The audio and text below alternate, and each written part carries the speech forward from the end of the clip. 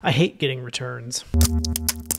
You remember 2 weeks ago, I sold this bag. It was my top 10 sale of the week. It was this Idea Mountain Journey system. I sold it for $149.99. Got returned, unfortunately, and that's just the way that it goes sometimes, is you're going to get returns on eBay. But when I get a return, especially a high dollar return like this, I tell myself I never had that sale in the first place. And so I try to erase it from my memory. I get the item back. I pretend it never sold. It was never my money in the first place. And so that's what I tell myself. I think it helps a little bit. I don't know. How do you deal with returns mentally? How do you keep yourself from getting upset that you get a return? It can be tough. So I do offer free returns. And even in this case, with the return, I refunded $149.99 to the buyer. You can see here, I've only lost $3.59 on the deal so far. The reason it's only $3 in this case is because I did not refund the original shipping. The buyer paid $9.99 in shipping originally. When they returned it, it was not of my own fault. They just said they didn't like it. And so I did not refund that original shipping cost. The cost of ship only ended up being $6.79. And so I paid for the return shipping $6.79. So I have a total payout of negative $3.59 here. So it really is not that bad.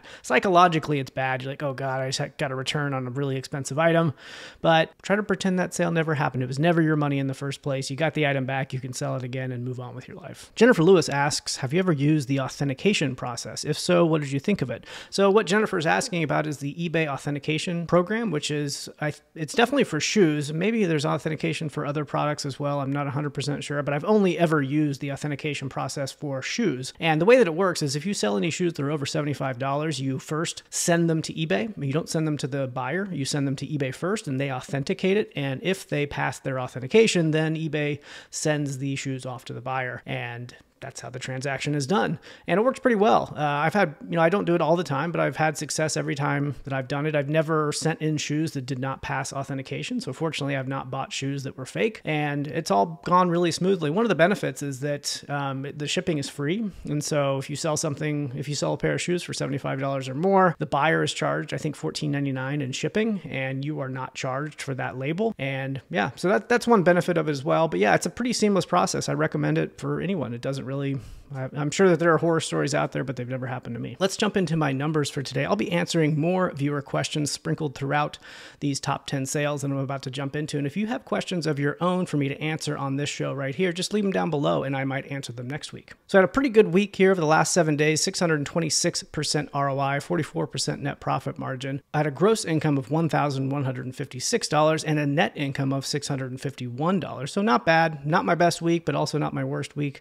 Things seem to be heating up just a little bit on eBay for me. It's because I got some good inventory and some good things to show you in my top 10 sales, some really fun ones. By the way, I do this part-time, so these are part-time numbers. I spend anywhere from 15 to 20 hours per week between myself and my wife, and part of why I like doing this show is to show you what you can do part-time on eBay. You don't have to be doing full-time to make decent money. So it looks like I had 35 new listings and 33 sales over the last 7 days, and so my goal is to list at least 5 things per day. So this week I did exactly 35. That's 5 per day. So I'm hitting my goals, feeling pretty good about that. 33 sales, and I tend to sell about 1 to 1. So as many things as I list, I sell, and that usually means it's a typical week for me. Sometimes you see that I sell more than I listed, or sometimes you see that I sell less than I listed.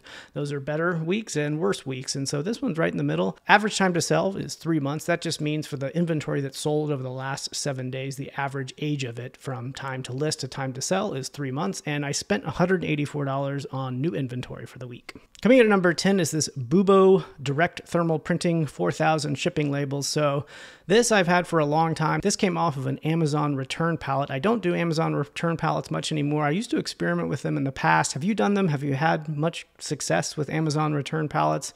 We sort of stopped doing it because we found that they just were not good buys. And that's part of the value of tracking your numbers over time, is you can see, well, am I making my money back on this? Does it make sense to do it? We decided to stop doing Amazon return pallets because they were a lot of work to get them and to transport them and to unpack them. They were fun. It's kind of like having a big mystery box. It's fun to open them. But the inventory we thought was pretty lackluster. A lot of things broken, not a whole lot of really good stuff. We never really lost money, but the amount of work and time and effort that it took into doing all of that and preparing it and getting it listed just outweighed the value that we got out of it. And so this is one of the remaining things that we have left on this. We sold it for $49.99 free shipping. The net return ended up being $15.67 for the 10th best flip of the week. Coming in at number 9 is this Mountain Melodies thumb piano, also something we've had listed for a very long time. Looks like I got it at Salvation Army for $6 back in June. It sold for $34.99 and a net return of $19.29. You can plug an amp into this. It's a little thumb piano, so you put your thumbs on this thing and make some music. It was kind of cool. I thought it was going to be worth more money. Didn't end up being worth a whole lot of money, and it ended up being a slow seller, but that's fine. I'll take the $19.29 for the 9th best flip of the week. Flipping High Grammy says, I don't know Justin personally, but everyone should go get his Flipwise. Extremely user-friendly and helpful in every way, including aspects you've probably never thought of. Thank you. That's really nice to hear. That's one of the really cool things about creating a product like Flipwise and putting it out there to the public and having other people use it. It's kind of nerve-wracking. You never know if people are actually going to like it or if it's going to be useful for anyone but yourself. And so getting feedback like that is super awesome to hear. Thank you for sharing it. You ask, I'm a long holdout on international shipping because they repackage your items. I know feedback isn't the be-all, end-all, but it bugs me that you can get potentially negative feedback for eBay repackaging poorly. Have you ever had that happen, Justin? Yes, I have definitely had that happen. So selling through the eBay International Shipping Program, you do not send it to the buyer. You send it to eBay first, and eBay then repackages the item, fills out all the customs paperwork, and sends it to the end buyer in the whatever country they live in. It's a really nice program. I like it a lot, except for the fact that they repackage it. And so we put a lot of pride into the packaging that we do and making sure that we get our items delivered to our buyers without any damage. Of course, it happens. We make mistakes, but for the most part, we put a lot of effort into making sure that our items arrive to the buyers without any breakage. And when you sell through the International Shipping Program, you just can't guarantee that whoever's going to receive it, inspect it, and repackage it on the eBay side is going to take the same level of care that you do, which is unfortunate. The good news is eBay will cover any damage that happens to the item in between them receiving it and the end buyer internationally receiving it. They will remove any negative feedback. They will refund the buyer. And so it's pretty safe as a seller, but it does suck. And for example, I do have an item that we sold pretty recently. Check this out. It was this awesome 1963 Coleman big hat lantern with the box. This thing was brand new. I got it for $10 at a garage sale. How often do you see a lantern like this in brand new condition? Had never been used. It was an amazing find. I sold it for $199.99 with free shipping. Ended up going to France. And so I set, we packaged it off and spent a lot of time and effort in making sure that it was packed very well because it is a delicate item. That glass, that Pyrex glass is really delicate. And it made it there just fine. They received it, they repackaged it and sent it off. And by the time it made it to France, we got a nasty message from the buyer saying it was completely shattered. And that just really sucks. And again, we didn't lose any money on it. eBay refunded their money and they removed the negative feedback from that buyer. But it's just this awesome piece of history that got ruined because somebody could not take the time and effort to package it properly on the eBay side. And that is one of the downsides of shipping through the International Shipping Program, is that things like that are going to get broken. And so if you don't want that to happen, you can sell internationally without going through the International Shipping Program, but then you do have to deal with a lot of extra things when doing it that way. So I still stick with the International Shipping Program. I'm pretty happy with it. This doesn't happen very often. I think it's only happened once or twice. And we sell a lot through the International Shipping Program. I still like the program, but that is an unfortunate downside. Coming in at number 8 is this Swivel Sweeper G2. I just got this at a garage sale this past weekend. Paid $5 for it. Took 1 day to sell for $39.98. That's $29.99 plus $9.99 in shipping. Net return was $20.31. Had no idea what this thing was. I saw it at a garage sale. We were on a street with about 3 garage sales, and so I saw it there. I didn't end up buying it right. Oh, that's just my dog saying hello. But I didn't end up oh my God. So I didn't end up buying this thing right away. I saw it and I was like, might be worth it. But I walked off and I was heading to the other garage sale. I quickly looked it up on my phone and I was like, oh, actually this does sell pretty well. It had a pretty good sell-through rate. And at $5, I knew I was going to make probably about $20 on it. And so I texted my wife, who was walking to the other garage sale. I gave her a very cryptic message. I said, buy the swivel sweeper. And so I kind of stood there watching her down the street.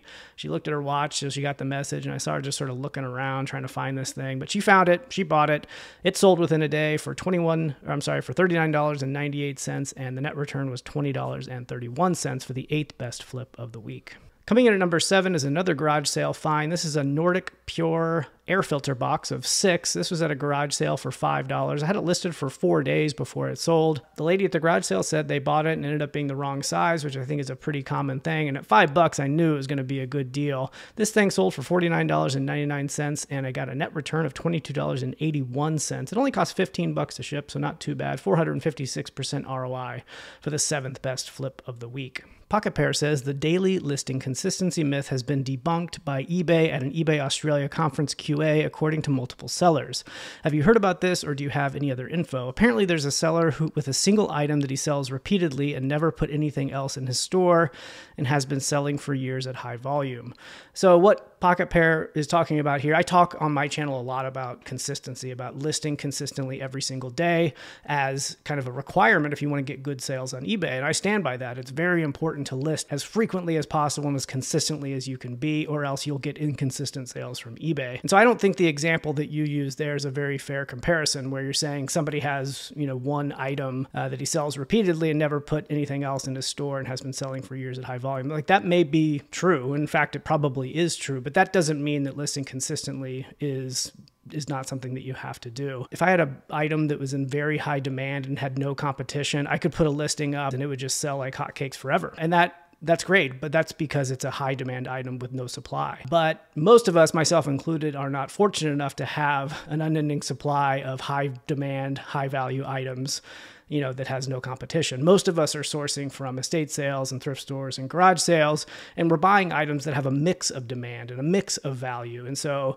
on any given day, you might get something that has, really high demand and is going to sell in a day. And you might get another item that takes 2 weeks to sell or 4 weeks to sell. Point is, you're getting a mix of items here. And so again, if you're finding only items that have super high demand that sell every day, then it's probably less necessary for you to list consistently. But very, very few of us are lucky enough to be in that scenario. So when you're getting items that have a mix of demand, it just means you got to list more consistently to get consistent sales. Coming in at number 6 are these Lululemon shorts. These sell really quick. If you know how to identify Lululemon, if you can find them, they're sometimes hard to identify because they usually don't have tags on them, or the tags are hidden inside of the pocket and they only have a very small logo on them. That just means also that thrift stores often overlook them. They don't see the logo, or they don't know how to identify them, and so they let them go relatively cheap. Like this one was $4 at a Goodwill, and it took 4 days to sell for $36.98. I was going to keep them for myself, but I figured they were a little too small. I don't think they were going to fit, but I think I would have looked nice in them. $24.20 for the net return. The ROI is 605% for the 7th best flip of the week. Is that right? Yep. Nope, 6th best flip of the week.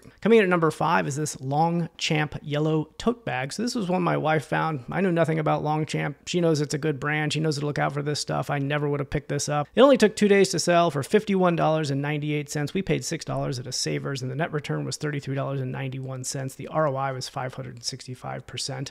When we got it, it had some damage on it. It was kind of dirty, kind of stained, and we decided to get it anyway. And we did some research at home to figure out how best to wash it. And we tried hand washing it a little bit, but we did find a YouTube video that said you can put it in the washing machine, which we were really reluctant to do, honestly. But my wife has this bag that you can put other things in to kind of protect it in the washing machine. And so we figured we'd give it a shot. We went ahead and put it in the washing machine. It actually came out great, almost perfect condition. If the value of the bag was much higher, I probably would not have done this. I kind of treated it as an experiment to see if it was okay to wash something in that way.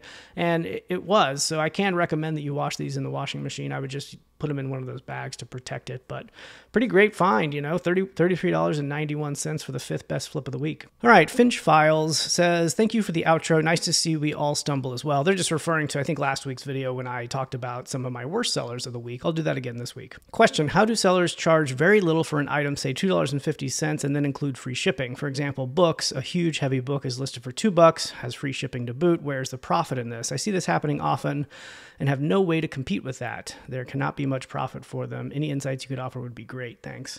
So yeah, this is definitely an interesting thing, and I'm sure you've noticed it on eBay before, where there are certain items just selling for an incredibly low amount of money, even with free shipping, and you wonder, like, how is anybody making any money on that? So I doubt that they're selling it for something like $2.50 in free shipping on purpose. Some people may be out there doing that by mistake. Nobody's really selling at a loss unless they're making a mistake. And so what is happening, though, is, especially in the book category, is it's all a scale game. There are booksellers out there that get inventory literally for fractions of a penny per item per book because they're just buying in huge quantities. I'm talking like warehouse size quantities of used books. They basically have zero cost of goods when it comes down to individual books. It's like literally fractions of a penny. And so basically zero for cost of goods. And then they're shipping everything in media mail, and they have a very, elaborate system set up for optimizing that listing and shipping process. And it's just down to a complete science. And they have literally hundreds of thousands of books listed, and they're making many hundreds or even thousands of sales per day. And so if they're only making 10 cents, 25 cents, 50 cents per sale, for you and I who are just, may have a couple hundred things or even a couple thousand things listed, it doesn't make sense to be selling things for that low of margin. But at scale, it does, because if you have hundreds of those, that really adds up per day. And those sellers are also selling more high value books as well, along with the cheaper books. And so it's all a scale game, really. Nobody's actually losing money. They've just done the math and know exactly how much they can sell it, how much it's going to cost to ship, even if they make only a few pennies on it. And it's still worth it, because otherwise it's just going to sit in their warehouse and they might as well sell it, right? And might as well make a few pennies. And especially if they sell hundreds of those per day, it just adds up. Coming in at number 4 is this AFX Porsche toy car that goes on a racetrack. Kind of an interesting story on this one. I was at a Salvation Army and I saw the box there. And so this was the entire box with the racetrack and the cars inside of it. I could tell the box was kind of beat up. I could tell that it had been opened, but it was taped shut, so I couldn't very easily open it up to inspect it. I decided to just do a general lookup on eBay of this Tyco brand race car. This is a strategy that I would recommend when you're looking stuff up in this scenario. Is I just searched for the actual racetrack alone. Then I filtered by sold, and I sorted by most expensive sale to least expensive sale just to see. And when I did that, I saw a ton of these individual cars that were selling for a lot of money. This ended up being kind of a fun buy because I knew that there was stuff in here. There was potentially going to be some very valuable cars inside of this. I knew I could part it out anyway. I think I paid $6 total for the entire box. And so I got it home and opened it up. And unfortunately, there was only one single car in there, but it was this car, and it sold for $53.99 in 16 days. I had a net return of $39.56 on this for the 4th best flip of the week. But I definitely recommend looking things up in this way, especially if you just have like a big box of stuff. See what's going for the most, and then you can keep an eye out for what may be valuable inside, later. Coming in at number 3 is this Ford Crown Victoria master window switch. And so this is just a car part. This is if you're a driver in a Crown Victoria, this is how you would unlock your doors and unlock your windows. I bought multiple boxes of these to resell. These are just out of cars that have probably been totaled or something. I'm not really sure. I got them from my brother. I got $3 as a cost of goods in this. That's just because I paid a couple $100 for a lot of them. And so I just did the breakdown, $3 each.